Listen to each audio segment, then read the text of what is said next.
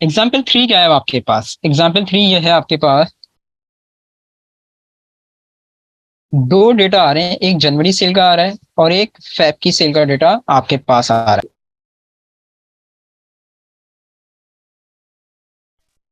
एक जनवरी सेल का डेटा आ रहा है और एक फेब की सेल का डेटा आ रहा है। लेकिन फैब की सेल में हुआ क्या है कि मेरे पास नए और पुराने दोनों कस्टमर मिक्सअप हो गए। फैब की सेल में क्या हुआ है कि नए और पुराने दोनों कस्टमर यहाँ पर आके मिक्सअप हो गए। ये तो चलो छोटा डेटा है, ये डेटा कहीं दूर की बात है। अगर कहीं 100 फील्ड में भी ले जाऊं मैं, तो आप कैसे मैच कर पाओगे कि इसमें हमारे नए कस्टमर कौन से हैं, पुराने कस्टमर कौन से हैं? बहुत ज्यादा मुश्किलात पेश आएंगी। आपसे ये कहा जाता है कि यार फैब में हाँ सब मसला ये हो गया है कि नए और पुराने दोनों कस्टमर मिक्सअप हो गए। अब हमें इसमें ये समझ में नहीं आ रहा कि इसमें हमारे नए कस्टमर कौन से हैं और पुराने कस्टमर कौन से हैं। आप एक काम करके दे दें हमें, और वो आप ये काम करके दें कि इसमें जितने नए कस्टमर ऐड हुए हैं ना, तो उनके सामने एन है, यानी कि नॉट अवेलेबल। और जो ध्यान तुम को यहाँ पे कहीं नजर आ रहा है? अच्छा, थोड़ा सा नेट कनेक्शन प्रॉब्लम हुई थी, मैं एक मरतबा फिर से रिपीट कर देता हूँ। अब आपसे कहा क्या जा रहा है कि जितने नए कस्टमर हैं उनके सामने एनए लिखा हुआ आ जाए, जो पुराने हैं उनके सामने उनका नाम आ जाए। मिसाल के तौर पे मैंने कहा रियान है। अब रियान यहाँ पे आपको कहीं पे नजर आ रहा है? नहीं आ रहा। तो रियान मतलब क्या हो गया? नया कस्टमर है, तो इसके सामने क्या आना चाहिए? एनए लिखा हुआ आना चाहिए। राहिल, राहिल दोनों तरफ है, तो ये पुराना है, तो इसके सामने इसका नाम आना चाहिए। सही है। तो सिंपल सी बात ये है, वो ये करना चाह रहे हैं कि भाई जहां जहां नए कस्टमर ऐड हुए उनके सामने एन ए नॉट अवेलेबल लिखा हुआ है, और जो पुराने उनके सामने उनका नाम लिखा हुआ जाए। पहले ये बताओ तमाम स्टूडेंट को कॉन्सेप्ट क्लियर है कि यहाँ पे करना क्या है जी?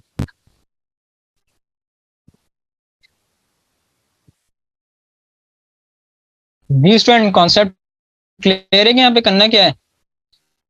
एग्जैक्टली exactly, हमें यहाँ पे मैचिंग करनी है यार, कि जो नए हैं उनके सामने एन ए लिखा हुआ है, जो पुराने हैं उनके सामने नाम लिखा जाए।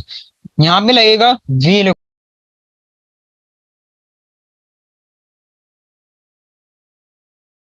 सोच समझ के मुझे ये बताओ, सबसे पहले कौन सा सेल सिलेक्ट होगा? सेल नंबर सोच समझ के। जी सर।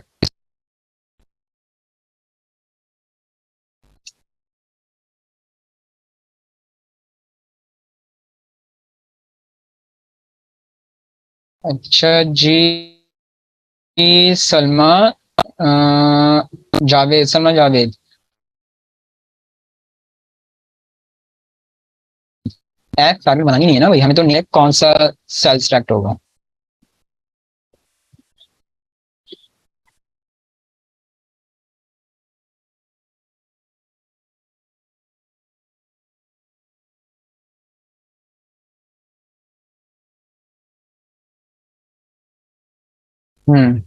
जी स्टूडेंट्स।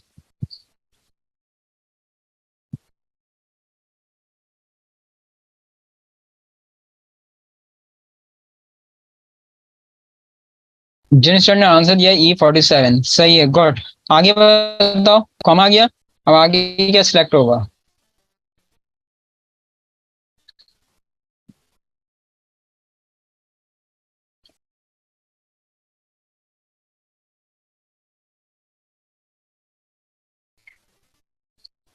आगे क्या सिलेक्ट करेंगे?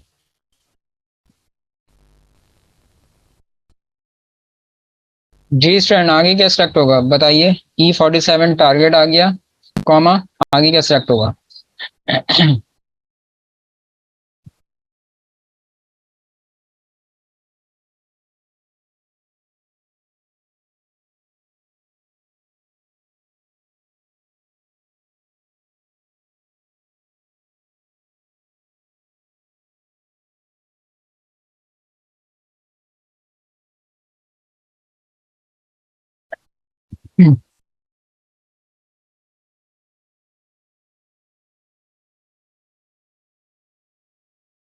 अच्छा, यानी कि आसान अल्फाज में आप लोग कह रहे हो सर जैन का डेटा, चलो जैन का डेटा ले लिया, एफोर्ड कर दिया फ्रीजिंग के लिए, कॉमा, आगे बताओ आगे क्या आएगा?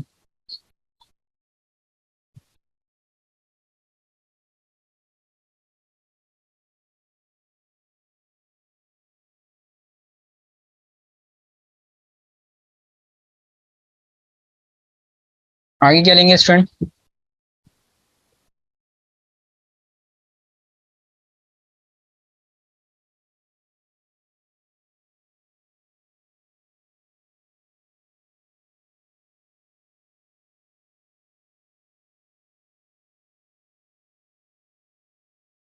वन आएगा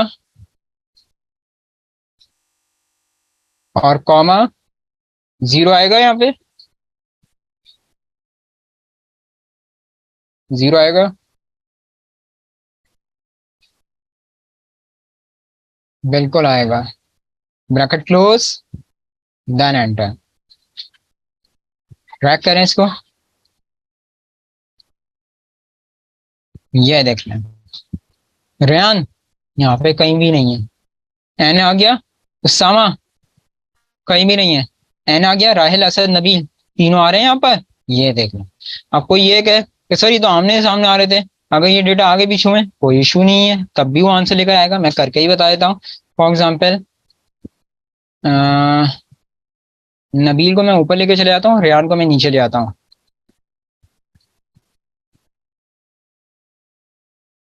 ये देख लो, अगर आप यहाँ पे चेंज भी कर देंगे इसके ऑर्डर्स वगैरह, कोई इशू नहीं है, वो आंसर लेकर आएगा क्योंकि वो मैच करवा रहा है। तो जहां मैच हो गया तो लास्ट में आते वो वहीं पे आंसर को क्लिक करके यहाँ पे शो करवा देगा।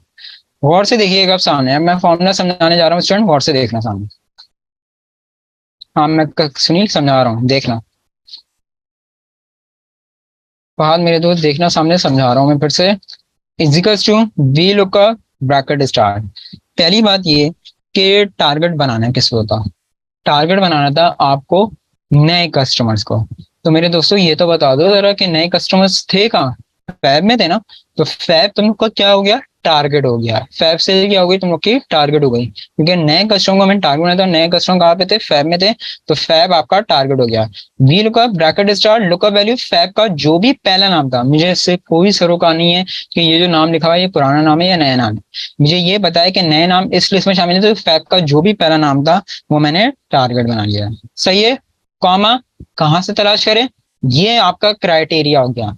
ऊपर दोनों फॉर्मूले जो मैंने समझाए हैं, यहाँ पे बकायदा लिखकर आ रहा था कि ये क्राइटेरिया है, और यहाँ पे ये लिखकर आ रहा था ये क्राइटेरिया आपके पास।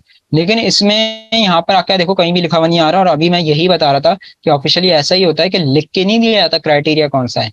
आपको खुद डायग्नोस खुद पहचानना होता है। कैसे पहचानोगे, जब कॉन्सेप्ट क्लियर होंगे, प्रैक्टिस होगी। तो टारगेट आ गया आपकी लुकअप वैल्यू, पहला नाम आ गया फैब का, कॉमा कहाँ से तलाश करें, लागत मैच कहाँ से करवाएगा, पुरानी लिस्ट से। तो जनवरी क्या हो गया आपका, क्राइटेरिया टेबल हो गया कि भाई इसको जनवरी से मैच करवाना है। तो ये पूरी जनवरी क्राइटेरिया टेबल की मैंने रेंज दी। F4 प्रेस करा फ्रीजिंग के लिए। कहता है यार इस क्राइटेरिया से रिक्वायरमेंट क्या है, आपको चाहिए क्या था फाद?